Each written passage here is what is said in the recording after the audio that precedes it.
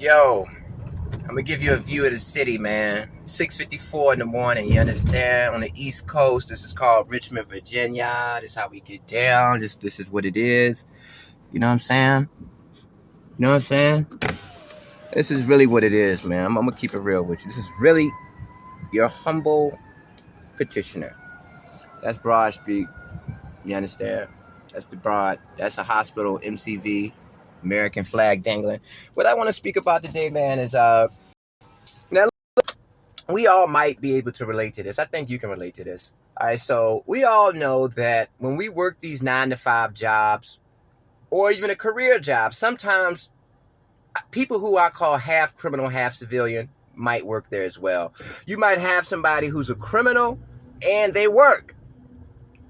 Or they might just be a person who works.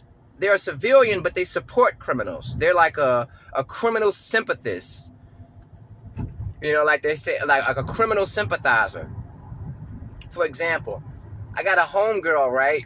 She works a security job at a hotel, and the majority of the people who work security in hotels are usually half criminals.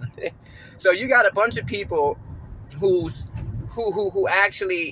life code, the principles that they go by in their life is, guy running a red light, motherfucker, you motherfucker.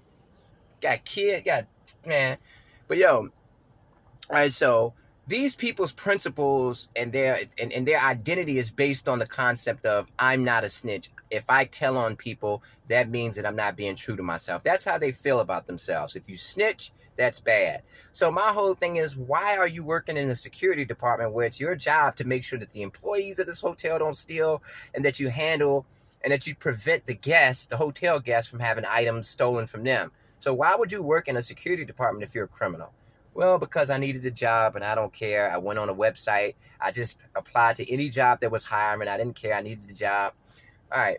But here's the thing that pisses me off. I don't mind the fact that you're a criminal, but why is it that people who either they're criminal sympathizers or half criminal, half civilian, whatever they are, and man, what the hell is going on this morning, yo? People acting wild. But it's like this, man.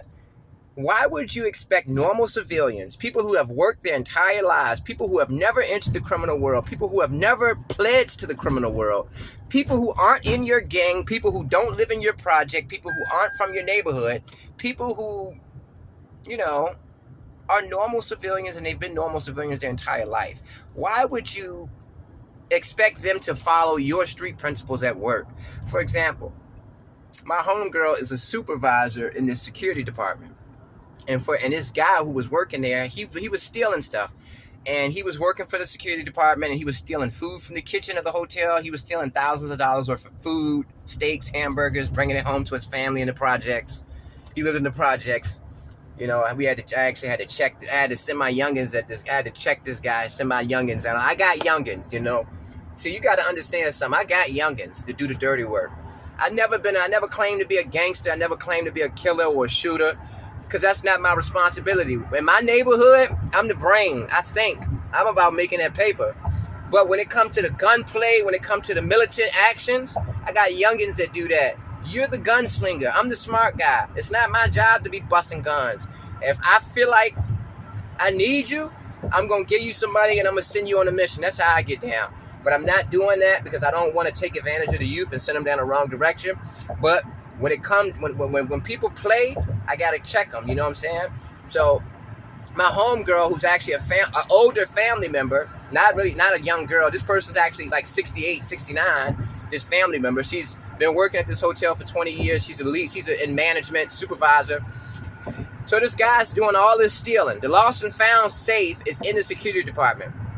After 90 days, if no guest calls to claim it, everybody splits it up. Whoever found it keeps it. So he's stealing everything out of it. So if this person found this tablet, they're going to get it at 90 days. They can't get it because he's stealing it. He's stealing everything. He's bringing this criminal mindset to this job, and he works in security. So he gets fired. My homegirl didn't get him fired. He got fired because he got caught on camera stealing all these computers and laptops. He's been stealing since he's been there. But he comes back, he keeps coming back, and he's threatening my people, right? Like, I'm going to get you, you snitch. And when I heard about that, I sent my young boys to his house. I know he lives in the projects with his girl, and I sent my young boys at him, and he apologized. I'm not gonna go into detail, but you got to understand, man. A hood is made up of different things. You got different people in the hood. You got the money makers, you got the thinkers. If everybody play their role, then you got the thugs, then you got the military.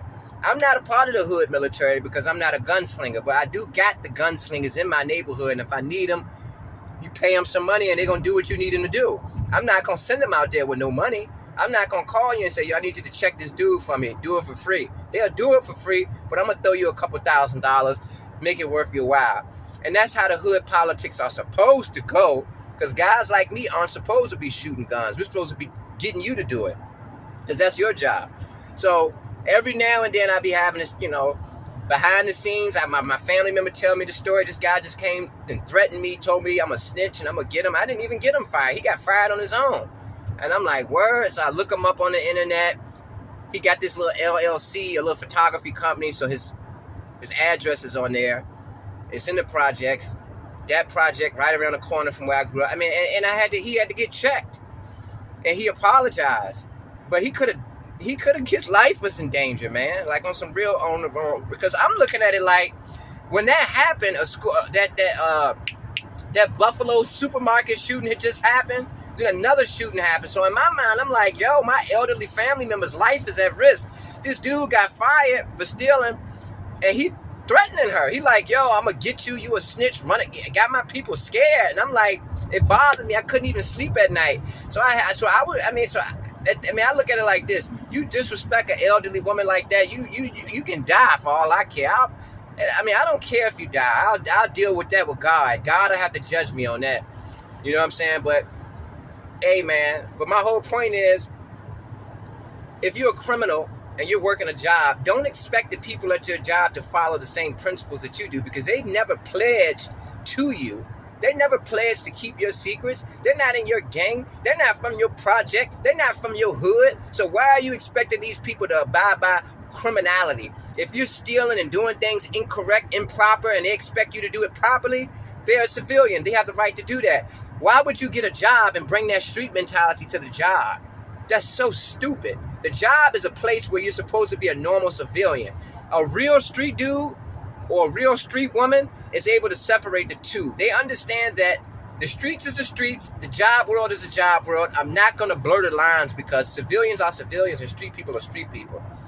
And like I said, man, it's always something in the world, man. All of these criminal sympathizers who want to fit in with the criminals, so they let the criminals be criminals at work. But if you were a real criminal, you would tell them, look, we are criminals. This is our job. This is a sacred place. Let's not commit crimes at our job because we're going to get fired. Let's commit crimes in the street and let's be normal at our jobs. But a lot of people can't do that. A lot of people have an identity crisis. They don't know if they want to be street or if they want to be civilians. So I'm just building with y'all, man. Just letting y'all in, giving y'all some insight into the day-to-day life. Peace. Just like that.